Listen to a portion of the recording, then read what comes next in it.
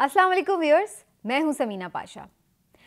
नाज़रीन, आज कुछ 2-3 अहम चीज़ों पे बात करेंगे। एक तो चेंज ऑफ कमांड हुई है पाकिस्तान में, उसके क्या असरात हैं, उसकी सेरेमनी के हवाले से कुछ बड़ी डिस्कशन हुई है सोशल मीडिया पर, उसके हवाले से भी कुछ थोड़ा सा आपको अपडेट करेंगे, बताएंगे इसकी कुछ हिस्ट्री भी। और फाइनली इमरान खान साहब ने नए आर्मी चीफ को मुबारकबाद भी दे दी है, वेलकम भी कह दिया है। तो एक बड़े ख़ास मैसेज के साथ उन्होंने ये किया है, और ये मैसेज उन्होंने क्यों दिया है और ये मैसेज क्या डिपिक्ट कर रहा है, इसके बारे में भी बात करेंगे। और थोड़ा सा आपको बताएंगे कि असम्बलियाँ तहलील होने के हवाले से खान साहब तो बहुत क्लियर हैं, तो फिर वो कौन है जो थोड़ा सा अनक्लियर है और उसकी क्या मजबूरियाँ, इसके हवाले से भी गुफ्तगू करेंगे। तो वीलॉग के साथ जुड़े रहिएगा, आखिर तक देखिएगा। और जो बात मैं कर रही हूँ सबसे पहले आर्मी चीफ के हवाले से। अच्छा, पहले मैं एक चीज़ का इतराफ़ भी कर लूँ और थोड़ा सा जो मेरा एक अपना कॉन्सेप्ट एक थोड़ा समझ लें क्लियर हुआ है, वो आपके साथ ज़रूर मैं शेयर करना चाहूँगी। हम लोग बाज़ औक़ात बहुत सारी चीज़ों के बारे में ना बहुत फैंटेसी क्रिएट कर लेते हैं, और फैंटेसी उसको हम फैंटेसी से ज़्यादा फिर उसको जब वो ज़्यादा बात आगे बढ़ती है एग्जेजरेशन में, तो फिर हम उसको ऐसे समझते हैं कि जैसे ये कोई एब्सोल्यूट चीज़ बन गई है और कोई अलग ही उसको हम मकाम दे देते हैं जहाँ पर कोई जैसे पूछ कछ ही नहीं हो सकती। ये मैंने army chief general Qamar Javed Bajwa के जाने के बाद और उनका जो टेन्योर का आखिरी हिस्सा है उसमें मैंने ये ज़्यादा ये समझा इस बात को। पहले इस पे कभी इतना गौर ही नहीं किया था, लेकिन जिस तरह से ये सारा टेन्योर गुजरा है उसमें ख़ास तौर पर मैंने इस चीज़ को गौर किया कि ये क्यों हमने इतना बड़ा एक हवा बना दिया आर्मी चीफ की इस पोजीशन को। यकीनन पाकिस्तान जैसी अफवाज जो हैं उनका आपका सरबराह होना एक एजाज़ की बात है, इसमें कोई शक की बात नहीं। दुनिया की छठी बड़ी फ़ौज है, इस्लामी ममालिक में देखा जाए तो पहला एटमी मुल्क है और पहली सबसे बड़ी फ़ौज है, तो उस लिहाज से यकीनी तौर पर ये एक एजाज़ की बात है। और यहाँ तक उसके सरबराह तक पहुँचना, बहुत से इम्तिहानात पास करके, बड़ी जंगें लड़ के, बड़ी आपकी कैपेबिलिटीज़ के बाद यहाँ तक आप पहुँचते हैं, तो ये आपकी काबिलियत का एक तमगा है कि आपको उसकी सरबराही का एजाज़ मिल रहा है, तो इसमें तो कोई शक की बात ही नहीं है। लेकिन हैविंग सेड दिस, क्या इसका मतलब ये है कि आप बियॉन्ड द लॉ हो गए हैं? क्या इसका मतलब ये है कि आपके नाम के साथ ट्वीट करने पर लोगों की ज़िंदगी अजीरन कर दी जाएगी? क्या इसका मतलब ये है कि आपको एक एब्सोल्यूट पावर मिल चुकी है? और सिर्फ आर्मी चीफ ही क्यों, मैं तो कहूँगी कि चाहे कोई वज़ीर आज़म है, सदर है, आर्मी चीफ है, कोई भी पाकिस्तान का बड़ा ओहदा है, कोई भी वज़ीर है, कुछ भी है, हम लोगों ने उनको एक्स्ट्रा ऑर्डनरी प्रोटोकॉल्स दे के, वीवीआईपी ट्रीटमेंट दे के, उनके हवाले से इस तरह का एक इमेज क्रिएट कर लिया हुआ है कि जैसे ये कोई खुदा न खास्ता दुनिया पर जो है ये खुदा बन बैठे हैं और इनके हुक्म पर इस तरह सब हाथ बांध के खड़े हो जाएंगे और जो इन्होंने कह दिया वो तामील कर लेंगे। अगर हम अपनी इस्लामी रिवायात से इस चीज़ को जोड़ें और इसका जायज़ा लें तो पता चलेगा कि हम बिल्कुल अपनी इस्लामी रिवायात के तो बरक्स बात कर रहे हैं। हमारी इस्लामी रिवायत में तो जो मुसलमान हुक्मरान हैं, या अगर हम नबी करीम सल्लल्लाहु अलैहि वसल्लम की बात करें या खुलफाए राशिदीन के दौर की बात करें, तो वहाँ पर तो जो भी अमीरुल मोमिनीन बन रहा है, जो भी क़यादत कर रहा है, जो भी सरबराह बन रहा है, सरबराह मुमलिकत बन रहा है, वो तो भाई ज़्यादा अपने आप को सरेंडर कर देता है, वो तो ज़्यादा अपने आप को आजिज़ी में ले आता है, वो तो ज़्यादा अपने आप को परेशान रखता है इस बात के ऊपर कि भाई मेरे पर इतनी बड़ी जिम्मेदारी है, मैं कैसे ये बोझ उठाऊं। वो तो रोता है रातों को उठ उठ कर। और एक हम हैं कि हमने अपने हुक्मरानों को, सरबराहान को इतनी एब्सोल्यूट पावर्स दे के इस तरह उनको बना दिया है कि जैसे खुदा न खास्ता वो कोई खुदा हैं कि उनके हवाले से हम इस तरह उनके आगे हाथ बांध के खड़े हो जाएं, उनसे सवाल ना कर सकें, उनसे पूछगछ ना हो सके। और अगर कोई खुदा न खास्ता ऐसा कोई कर ले काम तो उसकी ज़िंदगी अजीरन बन जाए, उसको इबरत का निशान बना दें और कुछ मौक़ों पर तो उसको ज़िंदा रहने का हक़ ही उससे छीन लें। तो ये एक जो फ़िलॉसफ़ी है पूरी, चाहे ये आईने पाकिस्तान की है या हमारे एक रिवायात के तहत है, आई डोंट नो किस वजह से है, लेकिन ये तो फ़िलॉसफ़ी ही गलत है, इसकी तो थीम ही गलत है, इसकी बेस ही गलत है। तो सबसे पहले तो तमाम जो लोग बड़े ओहदों पर हैं उनको उतना ही ज़्यादा हम्बल होना चाहिए और उन्हें उतना ही ज़्यादा कानून के नीचे होना चाहिए। और उन्हें आते, मैं तो कहती हूँ ये वैसे ही एक रूल बना देना चाहिए कि आर्मी चीफ आएँ, सदर आएँ, वज़रा आएँ, अरकान पार्लियामेंट आएँ, 22वें 21वें ग्रेड के हाई रैंक्स के ऑफिसर्स आएँ, वो आते ही जब डेट ऑफ ज्वाइनिंग हो उनकी, वो उस दिन अपने तमाम एसेट्स डिक्लेयर करें, अपनी इनकम शो करें, बताएं कि हमारे पास ये है, और जब जाएं तो तब भी यही हो प्रैक्टिस, ताकि पता चले कि ड्यूरिंग देयर टेन्योर उन्होंने क्या कुछ अर्न किया है और किन मीन्स से अर्न किया है।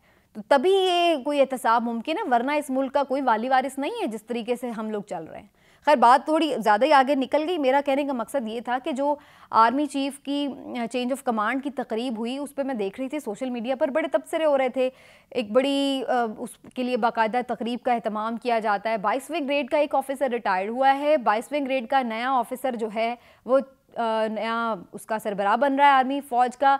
तो भाई उसके लिए इतनी बड़ी तकरीब से जाई जा रही है, उसको इतना प्रोटोकॉल, इस तरह से उसको शहाना अंदाज में जैसे कोई बादशाहत आगे जो है वो मुंतकिल हो रही है। तो यहीं से ही हम, मेरा ख्याल है कि जब हम वीआईपी ये सारा प्रोटोकॉल देते हैं और इतना उसको अपने दिमाग में बढ़ा चढ़ा के कुछ बना लेते हैं, तो वहीं से ख़राबी का हम आगाज़ कर लेते हैं। वैसे ऑनेस्टली बहुत सारे लोग इसको इंडिया के साथ कंपेयर कर रहे थे। वहाँ पर जी क्या हुआ है, ऑफिस में वो गए हैं पुराने आर्मी चीफ़, वो नए आर्मी चीफ़ वहाँ पे अपनी वाइफ के साथ मौजूद थे, पुराने वाले भी अपनी वाइफ के साथ मौजूद थे। उन्होंने उठे अपनी कुर्सी से, उन्होंने अपनी छड़ी उठाई है, दूसरे को दी है, उन्होंने छड़ी पकड़ी है और वो कुर्सी पर बैठ गए। दैट इज़, मतलब उसके अलावा कोई उसमें कोई बैंड बाजे नहीं, कोई शबशबा नहीं, कोई सलामी के चबूतरे नहीं और कुछ नहीं। तो सिंपल सी एक उन्होंने ये सेरेमनी की है। और हमारे यहाँ तो एक अजीब रिवायत चल पड़ी है। बाय द वे ये रिवायत हमारी शुरू से नहीं है, जनरल मुशर्रफ के दौर से ये काम शुरू हुआ था। जनरल मुशर्रफ 2007 में जब जनरल परवेज़ अशफाक़ियानी को दे रहे थे चेंज ऑफ कमांड की स्टिक, तो उस वक्त उन्होंने ये तकरीब का एहतमाम किया था और उसके बाद से ऑनवर्ड्स अब ये उसी तरीके से चल रहा है सिलसिला। लेकिन मेरे ख्याल से ये कोई हौसला अफजा चीज़ नहीं है। स्पेशली हमें इतनी तकारीब के ऊपर वैसे भी पैसे खर्च करने की ज़रूरत नहीं है। बड़े कोई हम लैंडलॉर्ड मुल्क हैं, बड़े कोई हमारे तेल के कुएँ निकल रहे हैं कि हमारे पास पैसा खर्च करने के लिए जगह नहीं है, तो फिर तो हमें सूट करता है कि हम इस किस्म की चीज़ें कर लें। लेकिन अदरवाइज़ तो जो हमारी होना चाहिए प्रायोरिटीज़, वो ये नहीं होनी चाहिए कि फ़जूल की चीज़ों के ऊपर हम इतना जो है वो खर्च भी कर रहे हैं और फिर उसकी जो उसका एक ओवरऑल इमेज बनता है वो भी ऐसे है कि जैसे पता नहीं क्या हो क्या गया, और वो बंदा भी जो आने वाला वो सोचे पता नहीं मैं क्या बन गया।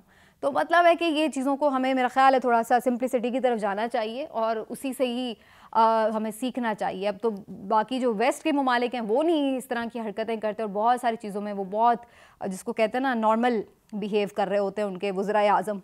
तो हमारे यहाँ पता नहीं है क्या एक हमने बनाए हुए हैं ढकोसले, और उसी के नतीजे में आज हम ये सब कुछ भुगत रहे हैं।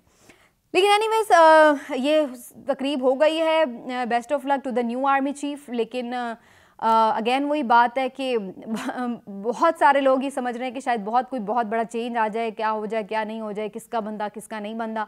तो भाई हमने पिछले 75 सालों में यही देखा है, जो भी आर्मी चीफ होता है वो किसी का बंदा नहीं होता, वो आर्मी चीफ ही होता है। तो फिर भी अगर कोई उम्मीदें लगाना चाहे तो वो उसकी मर्ज़ी है।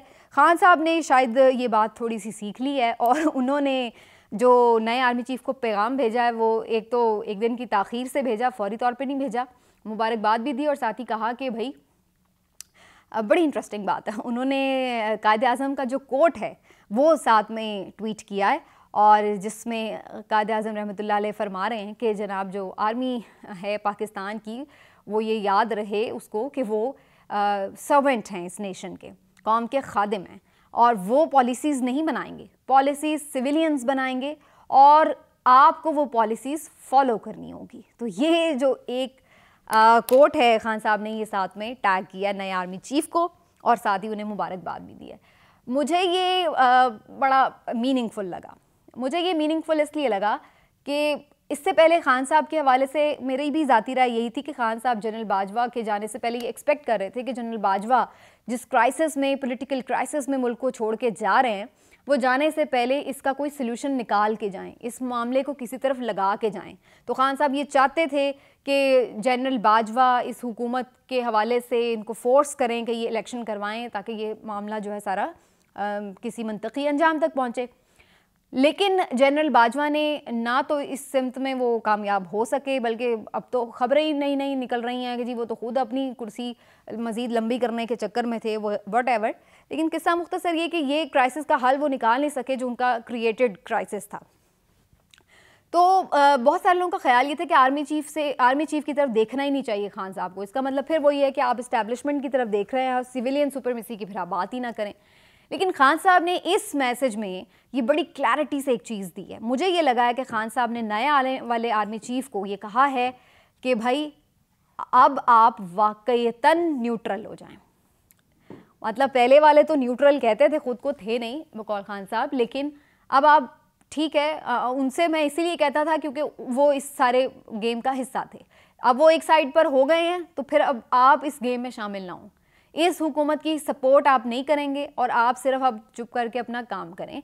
यही है बेहतरी इदारे की भी कि इदारा अगर एपॉलिटिकल होने का दावा कर रहा है तो वो करके भी दिखाए, और यही बेहतरी होगी मुल्क की, क्योंकि अगर इदारा एपॉलिटिकल रहेगा, इस गवर्नमेंट को बैक नहीं करेगा और सियासतदानों को अपने फैसले खुद करने देगा, तो फिर आप देखिए कि पॉलिटिकली फैसले होंगे भी और होते नज़र भी आएंगे और पता चलेगा कि वाकई कोई इसमें किसी किस्म की मुदाखलत नहीं है। तो खान साहब ने, अब मैं अगर ये कहूँ कि इन अ वे ये बड़ा क्लैरिटी से मैसेज दे दिया कि अब वो वाकई चाहते हैं कि इदारा न्यूट्रल हो जाए और अब उसको किसी नई जो है महाजराई में किसी नई उसमें नई वो डालना चाहते हैं, और यही मैसेज उन्होंने आर्मी चीफ को भी दिया है। तो that is loud and clear. अब आ जाएं कि खान साहब जो है वो तो ये कह रहे हैं, लेकिन वो ऐसा क्यों कह रहे हैं और ये जो सारा आगे वो प्रोसेस करने जा रहे हैं उसमें रुकावट क्या है। खान साहब ने असेंबलियाँ तोड़ने की बात की है। असेंबलियाँ तोड़ने के हवाले से उनका ख्याल ये कि वो 10 दिसंबर से पहले ये काम कर दें, लेकिन ये काम तो सिर्फ 5 मिनट में हो सकता है कि एक समरी आया और उसको जी करना है। इसमें इतना टाइम क्यों नहीं लग रहा है? टाइम लगाने की 2-3 वजूहत है, वो मैं आपको बता देती हूँ। पहले भी मैंने एक वजह का तो जिक्र किया था अपने एक वीलॉग में कि खान साहब खुद भी ये चाहते हैं कि सारे मुल्क में एक साथ इलेक्शन हो विद नेशनल असेंबली, और इसीलिए वो चाहते हैं कि थोड़ा सा टाइम मिल जाए और हुकूमत शायद इस पर सोचे और कुछ निगोशिएट शुरू करना। लेकिन अभी तक तो हमें ऐसा नज़र नहीं आ रहा। पीडीएम टोटली इस एंगल पे नहीं सोच रही कि चलो भी कोई कमेटी बनाएं, कोई जाके उनसे बातचीत करें, बल्कि वो मुसलसल महाजराई और तसादुम वाले ही ऑप्शंस को सोच रही है।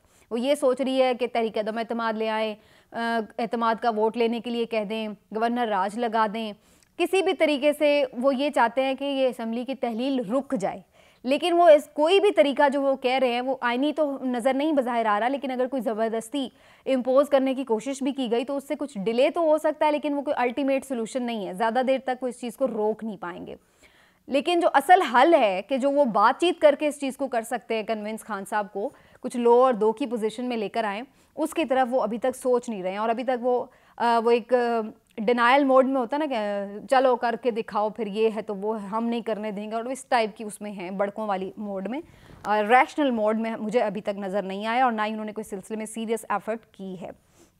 दूसरी जो वजह है खान साहब जो थोड़ा सा डिले कर रहे हैं, उसमें कुछ इंतज़ामी मामलात भी हैं। ज़ाहिर है कि दो सूबे उनकी ज़िम्मेदारी हैं, उनके वज़ीर आला बहुत सारे जो प्रोजेक्ट्स हैं उनके ऊपर काम कर रहे हैं, बहुत सारे डिसीजंस जो हैं वो चल रहे होते हैं, जो इंतज़ामी मामलात हैं सूबे के वो देखने होते हैं। तो ये नहीं है कि आप पलक झपकने में कल ख़त्म कर दें हर चीज़, तो उन्हें देखना है कि आगे के हवाले से जो चीज़ें हैं वो स्मूथ हैं या नहीं हैं, कोई क्राइसिस ना क्रिएट हो जाए इन दोनों सूबों में, या कोई आवाम के लिए मुश्किलात ना बन जाएं किसी भी प्रोडक्टिविटी के लिए या किसी भी मामलात में। तो उन चीज़ों को भी पहले स्ट्रीमलाइन करना होगा और उसके बाद ही सूबों की असम्बलियाँ डिज़ोल्व होंगी।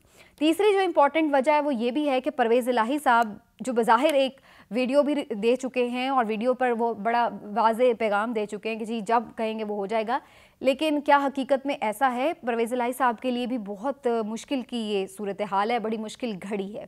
कह तो उन्होंने दिया जो कि उन्हें कहना भी चाहिए था, लेकिन किसी का भी दिल नहीं चाहता कि वो इतनी जल्दी जो है वो वज़ारत आला उसके लिए ख़त्म हो जाए, और वो भी एक ऐसा शख्स जिसकी अपनी उम्र 72, 73, 74 साल हो और उसको पता है कि शायद उसके लिए अब ये लाइफ टाइम चांस है, दोबारा शायद ही वो कभी वज़ीर आला दोबारा अपनी लाइफ में बन सकें।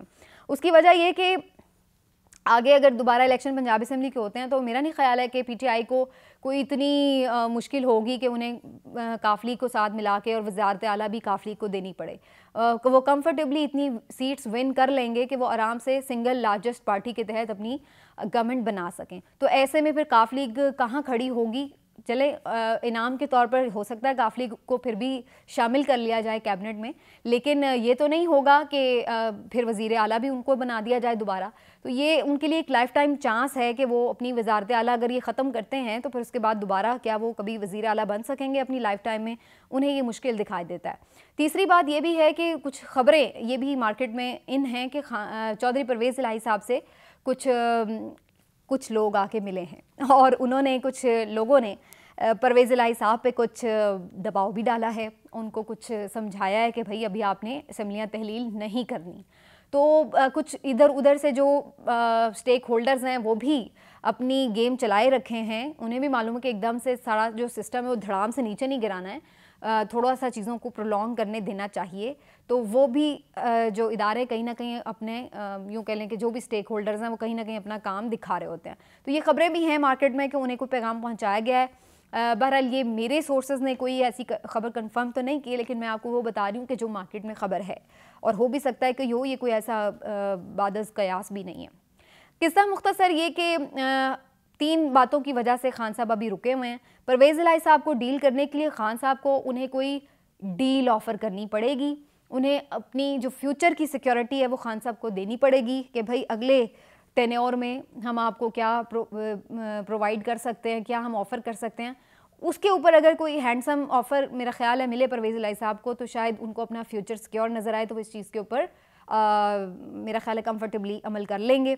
अदरवाइज़ उन्हें मालूम है कि अगर वो अभी इमरान खान को छोड़ के पीडीएम के साथ जाके करते हैं तो शायद वो चंद माह की वजारत आला तो और इन्जॉय कर लें, लेकिन अगली दफ़ा शायद अपनी सीट भी ना जीत पाएँ। तो मेरा ख्याल है कि वो खान साहब से कुछ सीट एडजस्टमेंट करके कुछ अगली पंजाब हुकूमत में अपनी अच्छी पोजीशन और पोस्ट को सिक्योर करके शायद वो चाहेंगे कि वो कुछ आगे उनको नज़र आ जाए और फिर वो ये काम करें। लेकिन इवेंचुअली अगले 2-3 दिन बड़े इंपॉर्टेंट हैं कि उसके ऊपर फिर इसके ऊपर फाइनली क्या डेट अनाउंस होती है, और उसी के तहत फिर पता चलेगा कि क्या आगे मुस्तकबिल है असम्बलियों की रेजोल्यूशन से मुतालिक भी और नए इंतखाबात से मुतालिक भी। हुकूमत ये बढ़के तो मार रही है कि जी हम 2 सूबों में करवा देंगे इलेक्शंस, और बाकी जो कौमी असम्बली है उसके साथ तो हम चिपके ही रहेंगे, चिमटे ही रहेंगे, उसकी जान नहीं छोड़ेंगे। लेकिन उन्हें भी मालूम है कि अगर इन 2 सूबों में अगले 5 साल के लिए पाकिस्तान तहरीक इंसाफ की भारी अक्सरियत से हुकूमत बन जाती है तो फिर नेशनल असम्बली के वो तमाम हलके जो इन सूबों में मौजूद हैं वहाँ पर कितना मुश्किल होगा उनके लिए जीतना, जबकि एक सेटिंग गवर्नमेंट भी उनकी होगी पीटीआई की वहाँ पर। तो ये भी चीज़ उनकी जो है वो नज़र में है और उन्हें हॉन्ट कर रही है। तो इसमें भी बहुत सारे मुश्किलात हैं हुकूमत के लिए, फ़िलहाल उन्हें कोई रास्ता तो सुझाई नहीं दे रहा।